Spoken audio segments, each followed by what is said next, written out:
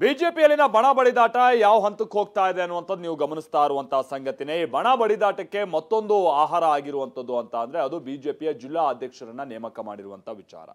ಹೌದು, ಬಿಜೆಪಿಯಲ್ಲಿ ನಿನ್ನೆ 39ರ ಪೈಕಿ 23 ಸಂಘಟನಾತ್ಮಕ ಜಿಲ್ಲಾಧ್ಯಕ್ಷರನ್ನ ಆಯ್ಕೆ ಮಾಡಲಾಗಿದೆ. ಈ 23ರ ಪೈಕಿ ಹಲವಾರು ಮಂದಿ BY ವಿಜಯೇಂದ್ರ ಅವರ ಆಪ್ತರು ಅನ್ನುವಂಥದ್ದು ವಿಚಾರ ಇದೀಗ ಹಲವರ ಸಿಟ್ಟಿಗೆ ಕಾರಣ ಆಗ್ತಾ ಇದೆ. ಬಹುಶಃ ಮುಂದೆ ಪೂರ್ಣಾವಧಿ ರಾಜ್ಯಾಧ್ಯಕ್ಷರಾಗುವಂತ ನಿಟ್ಟಿನಲ್ಲಿ ಈಗ ವಿಜಯೇಂದ್ರ ಬಣದ ಜಿಲ್ಲಾಧ್ಯಕ್ಷರು ಆಯ್ಕೆ ಆಗಿರುವಂಥದ್ದು ಅವರಿಗೆ ಅನುಕೂಲ ಆಗಬಹುದು ಅಂತದ್ದು ಒಂದು. ಮತ್ತೆ ಬೇರೆ ಬೇರೆ ಸಂದರ್ಭದಲ್ಲಿ ಬೇರೆ ಬೇರೆ ಜಿಲ್ಲೆಗಳಿಗೆ ಸಂಬಂಧಪಟ್ಟಾಗಿನ ನಮ್ಮ ವಿರೋಧಿಗಳನ್ನ ತಂದು ಕೂರಿಸಿದ್ದಾರೆ ಅಂತೇಳಿ ಆಯಾ ಜಿಲ್ಲೆಯ ಕೆಲವು ನಾಯಕರುಗಳು ಈಗ ವಾಗ್ಯುದ್ಧ ಮಾಡೋಕೆ ಶುರು ಮಾಡಿದ್ದಾರೆ. ಹಾಗಾದ್ರೆ ಬಿಜೆಪಿಯಲ್ಲಿ ನಾನು ಆಗ್ತಾನೆ ಹೇಳಿದಾಗೆ ಇರುವಂತ ಬಣ ಬಡಿದಾಟಕ್ಕೆ ಈ ಜಿಲ್ಲಾಧ್ಯಕ್ಷರ ಆಯ್ಕೆ ವಿಚಾರ ಹೇಗೆ ಆಹಾರ ಆಗ್ತಾ ಇದೆ, ಬನ್ನಿ ಅದಕ್ಕೆ ಸಂಬಂಧಪಟ್ಟಾಗಿನ ರಿಪೋರ್ಟ್ ಮೊದಲಿಗೆ ನೋಡ್ಕೊಂಬೋಣ.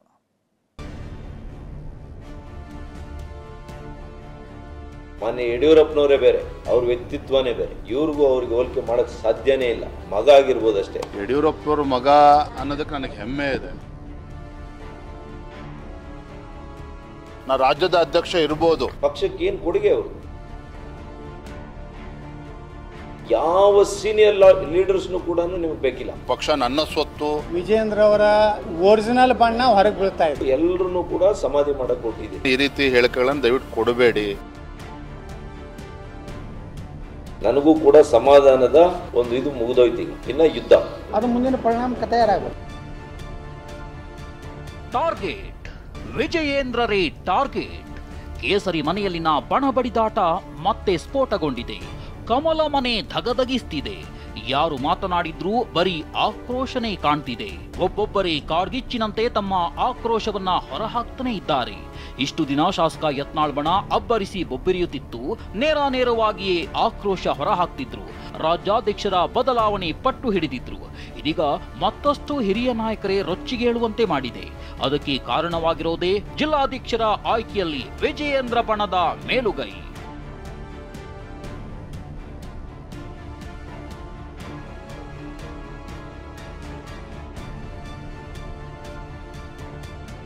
ಇಪ್ಪತ್ಮೂರು ಜಿಲ್ಲಾಧ್ಯಕ್ಷರ ಆಯ್ಕೆಯಲ್ಲಿ ವಿಜಯೇಂದ್ರ ಬಣ ಮೇಲುಗೈ. ಹಿರಿಯ ನಾಯಕರನ್ನ ಕೇಳದೆ ಜಿಲ್ಲಾಧ್ಯಕ್ಷರ ಪುನರ್ ಆಯ್ಕೆ. ಏಕಪಕ್ಷೀಯ ನಿರ್ಧಾರಕ್ಕೆ ಡಾಕ್ಟರ್ ಕೆ ಸುಧಾಕರ್ ರೋಷಾವೇಶ.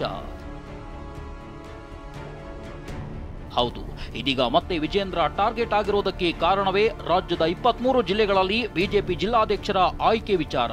ಚುನಾವಣೆ ಮೂಲಕ ಆಯ್ಕೆಯನ್ನು ಓಕೆ, ಆದರೆ ವಿಜಯೇಂದ್ರ ವಿರುದ್ಧ ಬಿಜೆಪಿ ನಾಯಕರು ಸಿಡಿದೇಳುವುದಕ್ಕೆ ಕಾರಣವಾಗಿದ್ದು ಪಕ್ಷದ ಹಿರಿಯ ನಾಯಕರನ್ನೇ ಕಡೆಗಣನೆ ಮಾಡಿರೋದಾಗಿದೆ.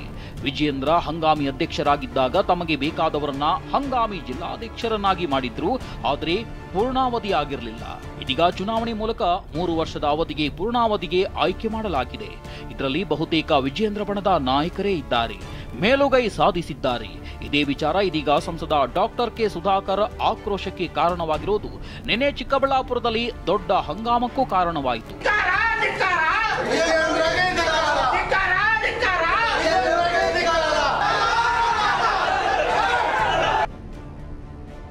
ವಿಜಯೇಂದ್ರ ಸುಧಾಕರ್ ಮಧ್ಯೆ ಜಿಲ್ಲಾಧ್ಯಕ್ಷ ಆಯ್ಕೆ ಫೈಟ್. ನನ್ನ ಹತ್ರ ಚರ್ಚೆ ಮಾಡದೆ ಆಯ್ಕೆ ಮಾಡಿದ್ದಾರೆ ಅಂತ ಡಾಕ್ಟರ್ ಕೆ ಸುಧಾಕರ್ ಕೆಂಡಕಾರಿದ್ರು. ಇದಕ್ಕೆ ತಿರುಗೇಟು ಕೊಟ್ಟ ವಿಜಯೇಂದ್ರ, ದೇಶದಲ್ಲಿರೋ ವ್ಯವಸ್ಥೆಯಂತೆ ಆಯ್ಕೆ, ನನ್ನಿಂದ ಹಸ್ತಕ್ಷೇಪ ಆಗಿಲ್ಲ ಅಂತ ವಾರ್ನಿಂಗ್ ಕೊಟ್ಟರು. ಪಕ್ಷಕ್ಕೆ ಏನ್ ಕೊಡುಗೆ ಅವರು ಇವಾಗ ಮಾಡಿರೋರು? ಶಿಟ್ಲಘಟ್ಟದಲ್ಲಿ ಮೊನ್ನೆ ಬಂದಿರುವಂತ ವ್ಯಕ್ತಿ ಪಾಪ 50,000 ಮೆಂಬರ್ಶಿಪ್ ಮಾಡಿಸಿದ್ದಾರೆ. ನಮ್ಮಲ್ಲಿ 58,000 ಮೆಂಬರ್ಶಿಪ್ ಆಗಿದೆ. ಯಾರು ಪಕ್ಷಕ್ಕೆ ಅಹರ್ನಿಸಿ ದುಡ್ದಿದ್ದಾರೆ ಅಂತವನ್ನ ಕೈ ಬಿಡ್ತೀರಿ? ಯಾರು ನನ್ನ ವಿರುದ್ಧವಾಗಿ ಕೆಲಸ ಮಾಡಿದ್ದಾರೆ, ಯಾರು ಪಕ್ಷಕ್ಕೆ ಏನು ಕೊಡುಗೆ ಇಲ್ಲ ಅಂತವ್ರನ್ನ ಅಧ್ಯಕ್ಷರು ಮಾಡ್ತೀರಿ. ಯಾಕೆ ಸಮಾಲೋಚನೆ ಮಾಡಲಿಲ್ಲ? ಕೋರ್ ಕಮಿಟಿಯಲ್ಲಿ ಯಾಕೆ ಚಿಕ್ಕಬಳ್ಳಾಪುರ ವಿಷಯ ಇಟ್ಟಿಲ್ಲ ನೀವು? 13 ಜಿಲ್ಲೆಗಳ ಬಗ್ಗೆ ಚರ್ಚೆ ಮಾಡಿಲ್ಲ ನೀವಲ್ಲಿ. ಯಾಕೆ ಅಂದ್ರೆ ಅಲ್ಲೇನ್ ಹೇಳಿದ್ರಿ, ಇನ್ನ ಕೂಡ ಚರ್ಚೆನೇ ಆಗಿಲ್ಲ ಅಂತ ಸುಳ್ಳು ಹೇಳಿದ್ರಿ. ಇವತ್ತು ನೋಡಿದ್ರೆ ಏಕಾಏಕಿ ಪ್ರಕಟಿಸ್ತೀರಿ. ಈ ಪ್ರಕ್ರಿಯೆಯಲ್ಲಿ ವಿಜಯೇಂದ್ರ ಅವರ ಪಾತ್ರ 0.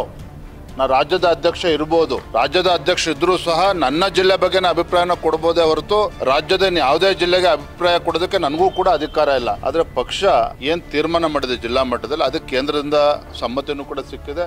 ಅದನ್ನ ನಂದು ಯಾವುದೇ ರೀತಿ ನನ್ನ ಮೂಗು ತೋರ್ಸಕ್ಕಂತ ಕೆಲಸ ಆಗಿಲ್ಲ.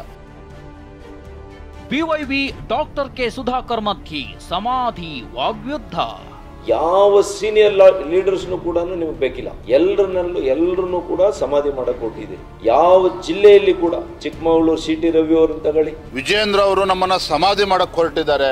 ನಾನು ತಮ್ಮ ಮೂಲಕ ಸುಧಾಕರ್ ಹೇಳೋದಕ್ಕೆ ಇಚ್ಛೆ ಪಡ್ತೇನೆ, ಈ ರೀತಿ ಹೇಳಿಕೆಗಳನ್ನು ದಯವಿಟ್ಟು ಕೊಡಬೇಡಿ. ಅದು ನಿಮಗೂ ಕೂಡ ಗೌರವ ತರೋದಿಲ್ಲ, ನನಗೂ ಕೂಡ ಗೌರವ ತಂದು ಕೊಡೋದಿಲ್ಲ. ಅಲ್ಲಿ ಯಾರು ಆಯ್ಕೆ ಆಗಿದೆ ಅವನು ಕೂಡ ಪಕ್ಷದೊಬ್ಬ ಕಾರ್ಯಕರ್ತ, ಮತ್ತೆ ಸುಧಾಕರ್ ಅವರ ಸಂಬಂಧಿನೂ ಕೂಡ ಹೌದು. ಸುಧಾಕರ್ ರಾಜ್ಯಾಧ್ಯಕ್ಷರ ಮಧ್ಯೆ ಯುದ್ಧ ವಾಕ್ಸಮರ. ಸಮಾಧಾನ ಮುಗಿತು, ಇನ್ಮೇಲೆ ಯುದ್ಧ ಅಂತಿದ್ದ ಡಾಕ್ಟರ್ ಕೆ ಸುಧಾಕರ್ ವಿರುದ್ಧ ಗರಂ ಆದ ವಿಜೇಂದ್ರ, ಪಕ್ಷ ಅನ್ನೋದು ನಿಮ್ಮ ಸೊತ್ತಲ್ಲ, ಹಗುರವಾಗಿ ಮಾತನಾಡೋದು ಸರಿಯಲ್ಲ ಅಂದ್ರು. ನನಗೂ ಕೂಡ ಸಮಾಧಾನದ ಒಂದು ಇದು ಮುಗಿದೋಯ್ತು,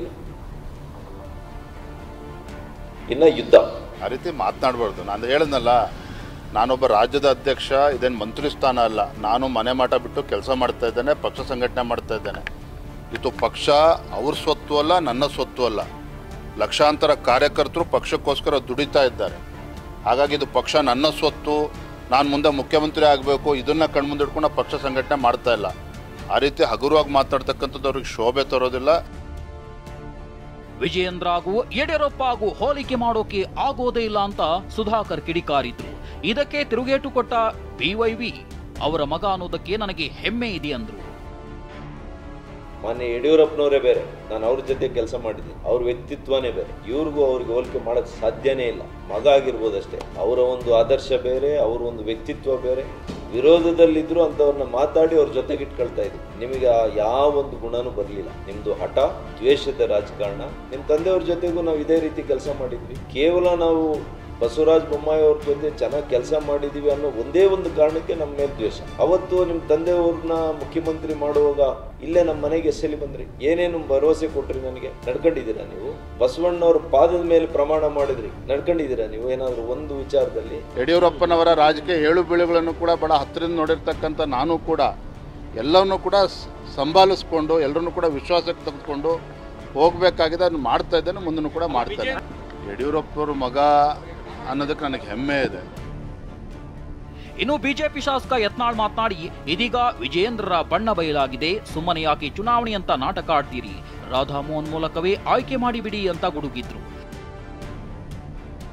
ಸಾಕಷ್ಟು ವಿಜೇಂದ್ರ ಅವರ ಒರಿಜಿನಲ್ ಬಣ್ಣ ಹೊರಗೆ ಬೀಳ್ತಾ ಇದೆ. ಅವರೊಬ್ಬ ಯಾವ ರೀತಿ ಅವರು ಮ್ಯಾನೇಜ್ ಮಾಡ್ತಾ ಇದ್ದಾರೆ ಜಿಲ್ಲಾ ಅಧ್ಯಕ್ಷರುಗಳನ್ನ. ನಾತೀನಿ ವಿಜೇಂದ್ರಗೆ ಒಂದು ಸಲಹೆ ಕೊಡ್ತೀನಿ, ಇದನ್ನೆಲ್ಲ ಯಾಕೆ ಸರ್ಕಸ್ ಮಾಡ್ತಾ ಇದ್ದೀರಿ, ಚುನಾವಣೆ ನಾಟಕ ಕಂಪನಿ.